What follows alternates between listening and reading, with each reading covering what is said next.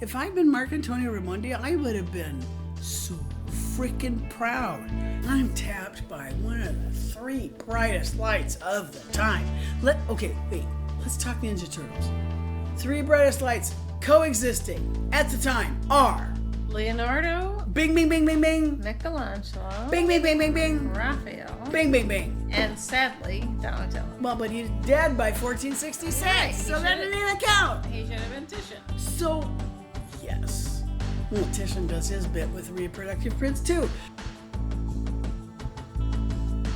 This is Platemark. My name is Anne Shafer, and I'm an independent curator specializing in prints and printmaking.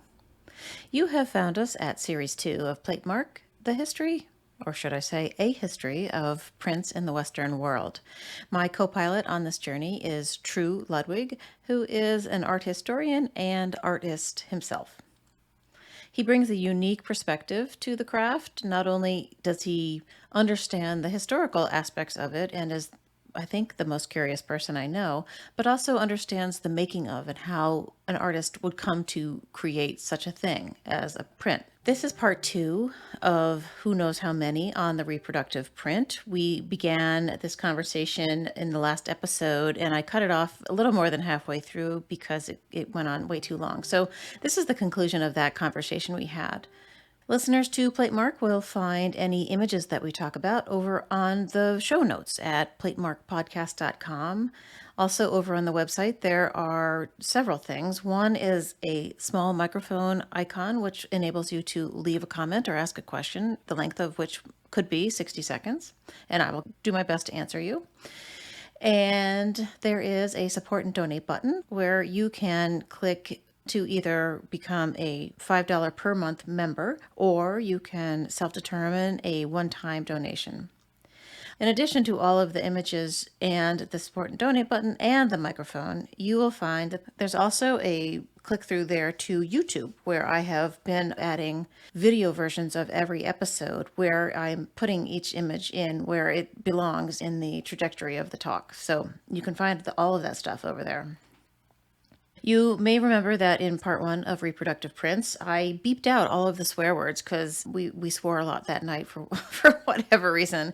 And I got comments from a couple of people who were like, I'd rather hear the swear words than listen to the beeps. So I took the beeps out. If you listen to this out loud, you might consider where and when you're listening and who's around. Okay, let's buckle up and get rolling. So let's talk about the reproductive print. Here's the slide that I show to every class that I'm trying to teach about Renaissance prints. All right, there's a lot. There's always a lot in bullet points. You can do it. Interest in classical heritage. You're an Italian. This stuff is all around you. Nobody's been paying attention, but you're interested in it. 2, what's going on with that human body? Wait a minute. We're not ugly, spindly, little sinful flesh sacks. We're actually muscular bodies that move around and have agency. Let's find out what that looks like. Let's figure out how to make things look true to sight, as in perspective. Or does the body look like it's in the space that it should be inhabiting? And the 4th, truth, and I have here, truth to nature, therefore truth to humankind. The medieval era pretty much said, you are a sinful little flesh sack. Don't you ever look at anything real. You are wretched, vile, horrible, awful. The Renaissance said, hey, you know what? God made you. You're beautiful. And your body's interesting, and let's figure out how to represent that. And nature made you look like this, and my job as an artist is to make you look like that. For Night sure. and day. Those are new things. That's the thing that people forget about. Just the idea, the concept of what the human body is in space. It Magical? Yes, it is magical at that point. I don't care if it's fat, thin, saggy, Right, plaid, doesn't matter. gigundo. Hey, we are what we squatty, are. Sure. anorexic, plus size. Hey. It's a miracle. It is a miracle. Because God made it. Whoever that is. Well, okay, but let's say it's 1400 and you're going, thank you, The St. Pope Francis. says so, yes. Thank you, Pope. The idea that It's okay to be a human being. It's okay to be involved in this earth. It's okay to look at, hey, I'm in Rome and there's all of these weird Roman ruins around me and they have people in them and they look good and some of them are even proportionate. I don't know what proportion is, but I'm interested. And I want to know more about that. And you know what? I'm smart.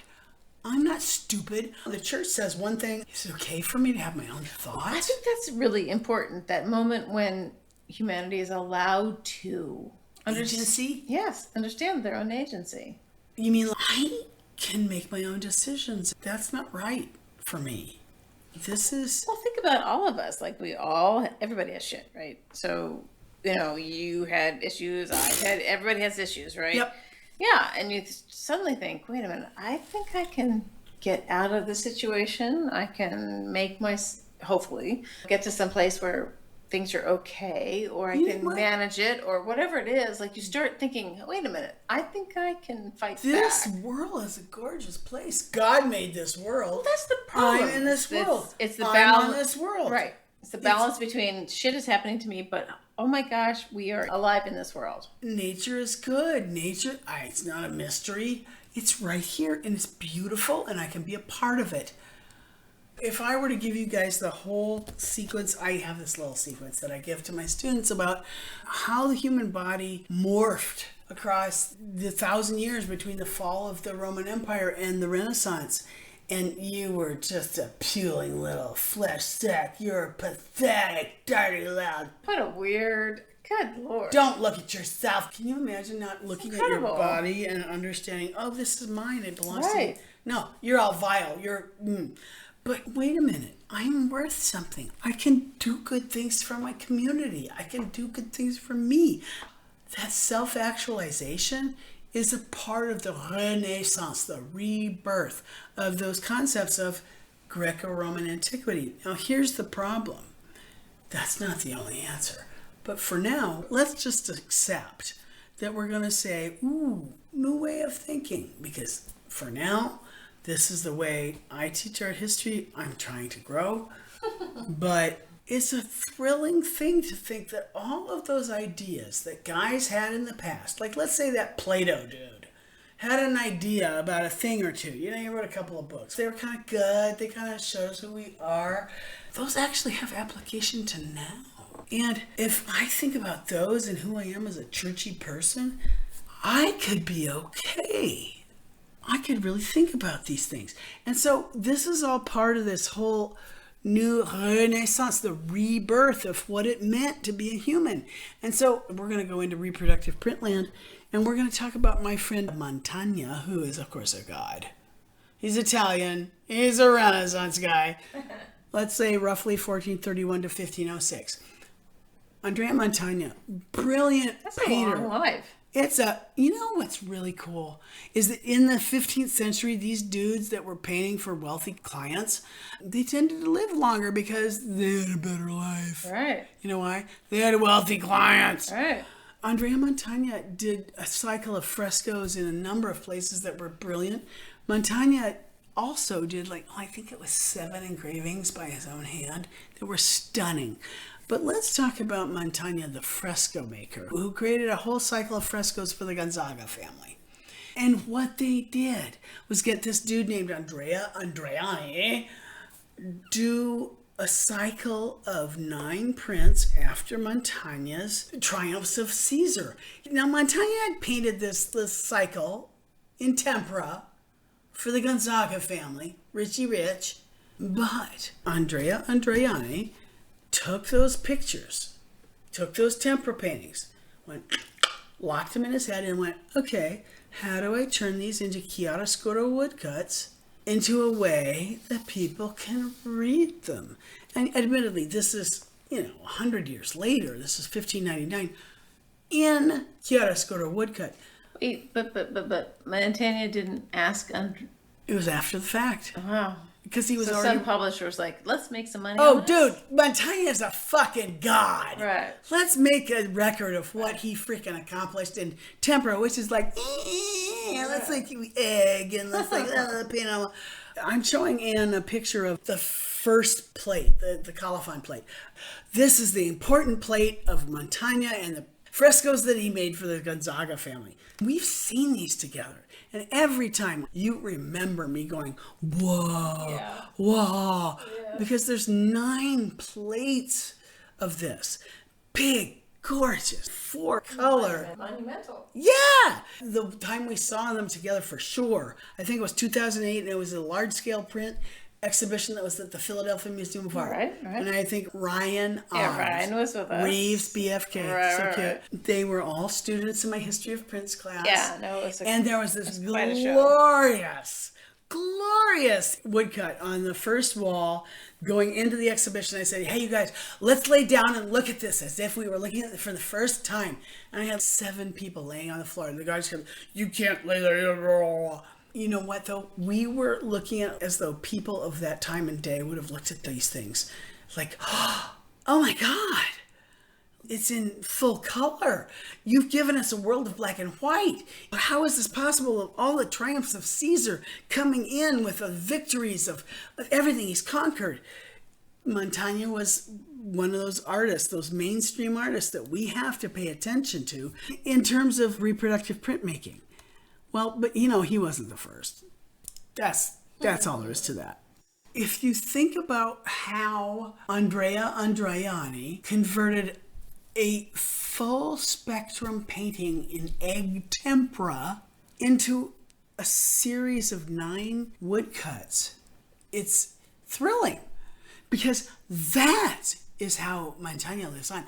I'll never get the Gonzaga family house, but I'll see this print show. I will see this library. I will see this print collection that has these beautiful images. I mean, they're exquisite 4-color woodcuts.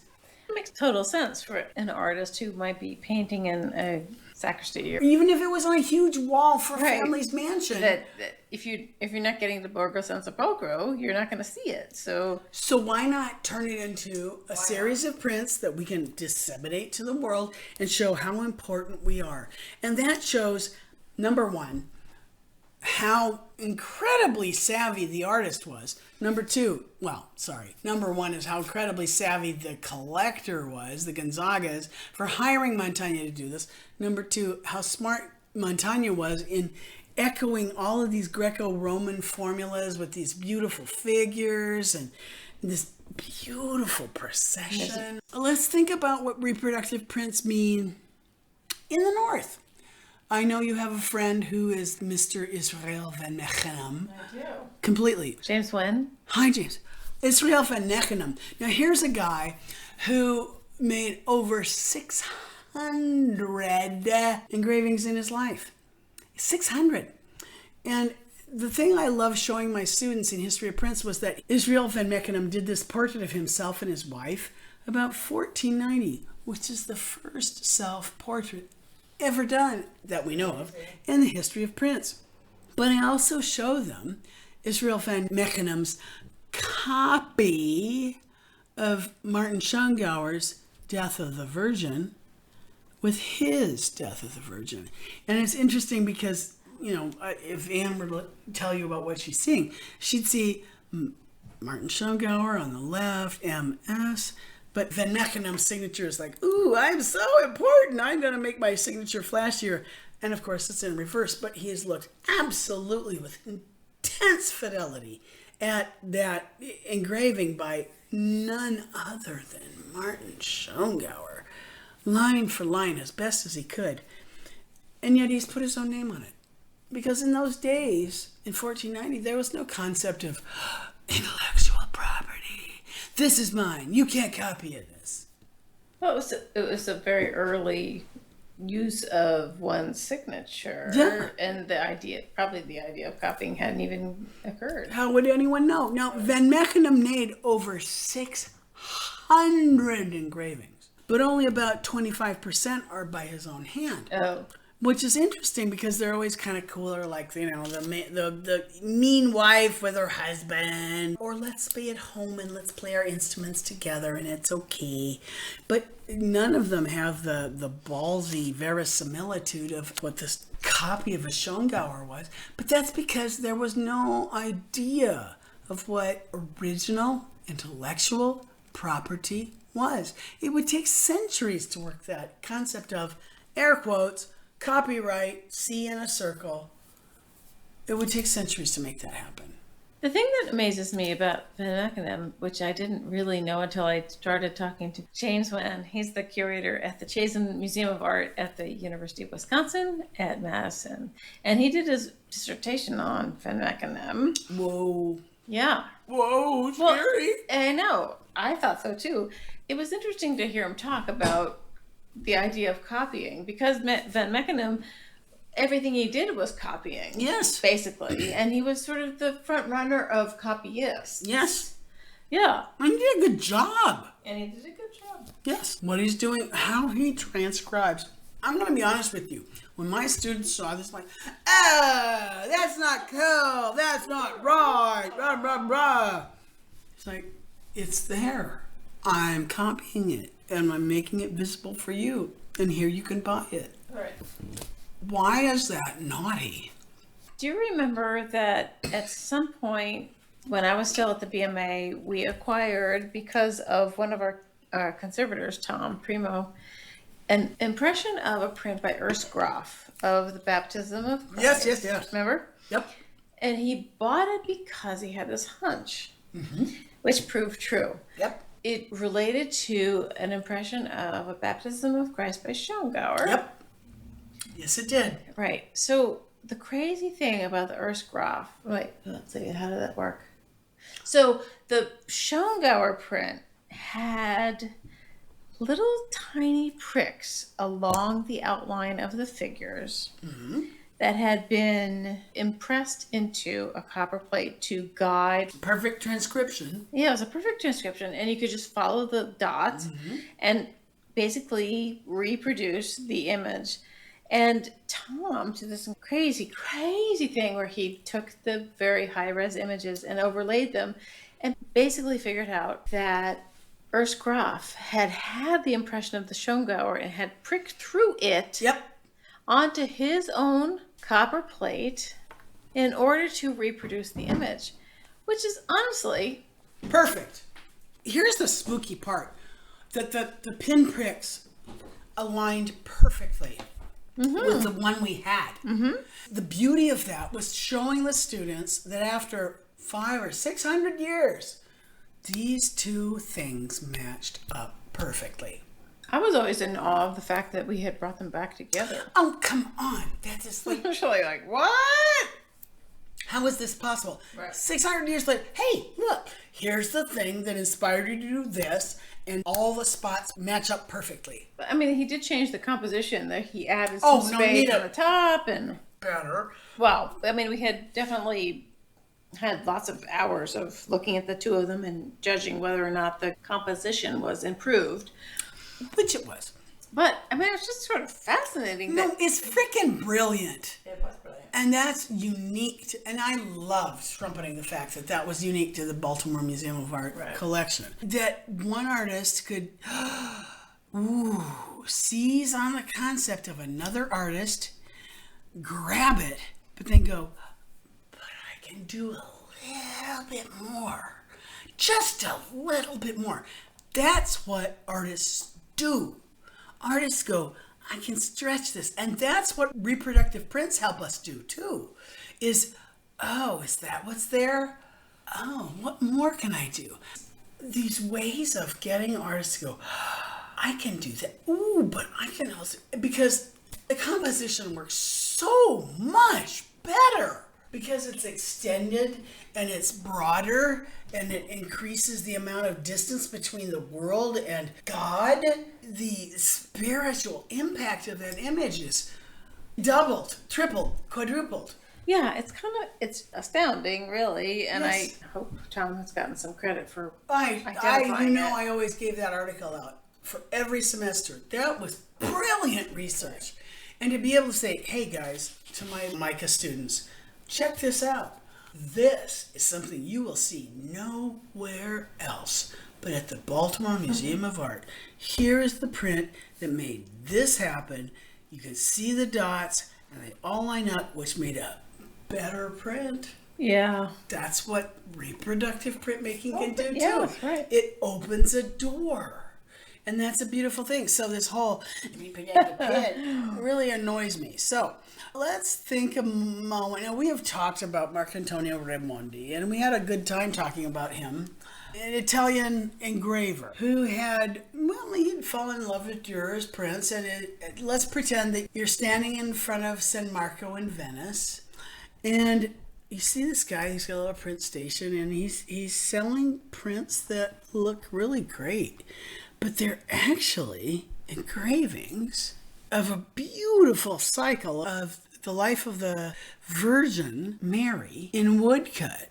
Initially, they had been lives of the Virgin in woodcut by none other than Albrecht Dürer. But you are in Venice, and you were at the booth of Marcantonio Raimondi. And Marcantonio Raimondi has been recreating those same woodcuts in the thing he knows how to do, which is Engraving. exactly. Now, I'm being kind of mean, but kind of not, to Anne, because here's the thing I didn't know until today, that the original woodcuts by Dürer, it's a cycle of 20 woodcuts of the lives of the Virgin that he published in like 1505. Woodcut, which appeals to a certain audience as opposed to engraving. Those woodcuts are 17 by 12 inches. They're a good size. What? Somehow in my mind's eye, I'd always thought they were smaller. Right. But wait, okay, so those woodcuts by Dürer are reproduced in engraving onto a copper plate by Marcantonio Raimondi, because he's Mr. Engraving. Thank you very much. And those are a convenient size of 12 by 8 inches. What? Yeah. And so I'm showing Anne two versions. The Dürer woodcut engraving by Raimondi. And I'm wondering what Anne, Oh, God. the thinker, Oh, the Jesus. buyer, thinks. Oh, Lord have mercy. Which would you buy? I mean, you don't know this Albrecht Dürer dude, but you know this Raimondi guy. He's kind of hot. He's selling in this little stall outside of San Marco. That seems pretty easy. It's a pretty faithful, if heavy-handed reproduction. I love that you said that. I mean, Durer's always finessed everywhere. Even in fucking woodcut, excuse me. That's a crazy woodcut. Come on, look at that beautiful wood grain on Yeah. that crossbeam there. Right? Yes, everything is a little. Yeah. That's woodcut! Okay, so if you have them side by side, I think it would be easy for a buyer to understand which one they would prefer, although they might be sucked in by the idea that engraving is for a more quote-unquote higher market than the woodcut. And it's right here in front of me, and thank you, I'm in Venice, and this is great. But if they were side by side, which would you pick? I mean, oh gosh. I mean, Spooky. knowing what I know now is different than what I would know if I was wandering along the streets of Venice and saying, hey, I think I need that image of the... You know what? I'm such a slut, I'd take either one. I know, I think I would too. Because honest to God, Raimondi did a really great job. The only thing that's really different is this, Isn't that awful? the other side of that one beam. That's really it. I know. It's kind of astonishing. It's really. kind of nuts. Because- just the one beam. But even so, look at Raimondi is trying to match stroke by stroke what Dürer is doing. Right. And honestly, I'm not convinced that there's anything nefarious about what he's trying to accomplish. He just wants to get a job done. Well, yes, there's no idea that there might be an idea of Theft. or However, copyright. let's think about how pissed Dürer was when he found out that his entire cycle of 20 woodcut prints have been reproduced in engraving by some Italian dude in Venice, and he's selling them on the little market in front of San Marco. Yeah, it's irritating. Would you be pissed? I would be. Just a little bit. And here's the other thing. I'll bet these engraving plates hold up a whole lot longer than those woodblock plates. Right. Yep. And but the cool thing, the size of the woodcut plates honestly, I'm not going to lie to you. Today I'm like, are you kidding me? They're 17 by 12. They're big. Big, yeah. And that's huge for a Life of the Virgin, which was, by the way, apocryphal. We don't know So the life. not a real part of Yeah, the but we Bible? made it up. But it was like a neat little thing, a story we tacked on the end in the apocrypha. Yeah. But Mark Antonio Women get Raimondi no is play. like, there's this dude who's got some prints. His name's Albrecht Dürer, but they're coming down here and they're looking really spit hot. So I'm kind of like, It's ballsy. look how, number one, it's ballsy. Number two, look how beautiful that perspective is. He gets it pretty well. Can you believe, Anne, as I show you these two images, that is woodcut on the left and that is an engraved plate on the right? Honestly, give Mr. Raimondi his props. Yeah, because, they look identical. yeah, that motherfucker is copying. He's doing a beautiful job. Plus, it's 12 by 8 inches, so that's a much more usable scale. I mean, at home, I don't have room for 18 by 25. That's too big. This is nice. Plus, it's engraving. You know what? Engraving is better than... Woodcut. Yep. Right. I feel I'm like smart. I know engraving is better than woodcut. Aye. Isn't that nuts? Honestly, the more I look at these, I think, damn, Amar, you did a fine job. Yeah. That's kind of nuts. Yeah. Yeah.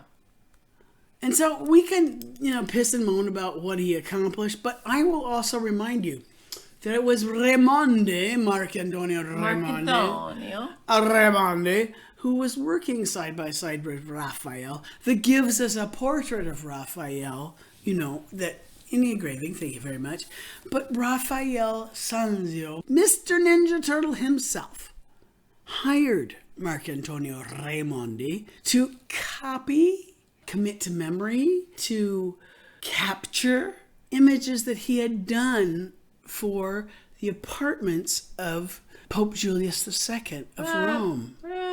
Yeah. It's fascinating to me that Mark Antonio Raimondi, Raphael, he's a little guy, and we know he died super young, like the age that Mozart was when he died. Raimondi? No, Raphael died Raphael. like super young. Oh, right.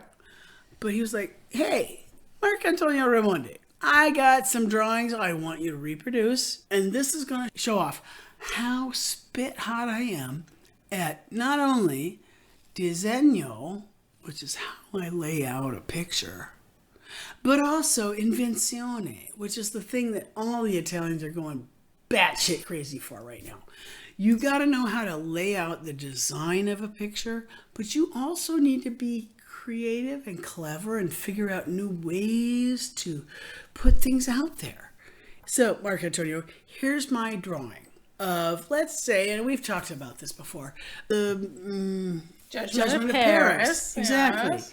And it's not the only one, because if I'd been Mark Antonio Raimondi, I would have been so freaking proud to be untapped by one of the 3 brightest lights of the time.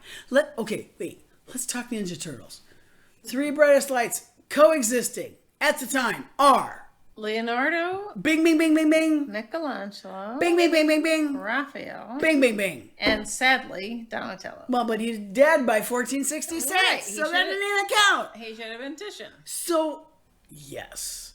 Well, Titian does his bit with reproductive prints too. So, I have yet to see in any, not that I'm a great scholar, but I have yet to see in any publication something that says, here is a completely original independent image by Mark Antonio Raimondi. Not a single one. Mark Antonio Raimondi was a master of being able to capture, encapsulate, codify, systematize a system of marks to create a reproduction of a Raphael, which trumpets his ability as not only a composer of a great image, but also an inventor of a concept of how many things go together. And those 2 ideas, disegno and the invenzione, were all that mattered to the Italians at the time. That's it. That's all. His job was to shove a burin through a piece of metal. We don't have the original drawing for this, but we know what it looks like. Thank you, Mr. Raimondi, for all of these things. And thank you for being smart enough to just like score it with a little bit of pumice to make it seem a little bit warmer for us. And everything is there. Every hair, the musculature, the heroic verisimilitude of these big strapping bodies that are perfect by Raphael. And by the way, hands up, if we were to go to the IFPDA print fair in New York the weekend, and I'm like, here is I remind you of the Judgment of Paris, you can have it for 200. Done. I'll buy it. I mean, of course, what is it, 14, 16, 80,000? I don't know what this is absurd what this would go for. Well, I don't know. We don't have the Raphael drawing. We don't have the original brilliance, but we have a reproduction of the mental faculties that caused that to happen, which were the coalescence of everything that great art was supposed to be in the high Renaissance for Italian art makers. All right. Mark Antonio is... I mean, we did talk about him in terms of, We did. We covered him earlier. Emoji and how he got in trouble and he got sued for, the backdoor entry of blah, blah, blah. Yeah, I think when I used to pull this out for the class, I thought, what the hell is this? I remember you going, this is so boring. You told me, this is boring. Well, I didn't get it. Actually, it's boring, but it's not. Because I here I'm showing Anne that the comparison of that lower right-hand corner to who? Well, yeah, so the Figaro group on the lower right-hand corner is a woman nude sitting with her elbow on her knee, her hand on her chin, and she's looking straight at the audience. And it's directly pulled from that composition to Edouard Manet's Déjeuner sur l'herbe. How dare Manet in 1863 how the hell did piss you find off that? the entire Academy Salon de Refusé by looking at a print from 1517? Yeah, it's astonishing. And there are more that are pulled from this. You need to show them this. This is the reproductive print. And Manet had said, I didn't intend to set out a whole new modern. I didn't want to paint a new picture. I just wanted to paint a picture. He was, bullshit. Yeah, well, of course, we know now that the Luncheon on the Grass, 1863, is like the big, fist pump in the face of everything academic. She's so confident. She's looking at hey, hi, I'm right here. Vulnerable. She has to be vulnerable because she's not. No, I'm not going to let her be vulnerable. I'm going to let her be strong as hell. She's like, I got my clothes up. What the hell's wrong with you? I don't know. I just put myself right there going, oh, crap. Oh, no. Those boys are seriously suffering from shrinkage. You think? Oh, yeah. I don't know. It's cute, though, isn't it? Because we get to have this conversation. So, okay. Hey, thanks for joining us for this episode of A History of Prints on Platemark Podcast.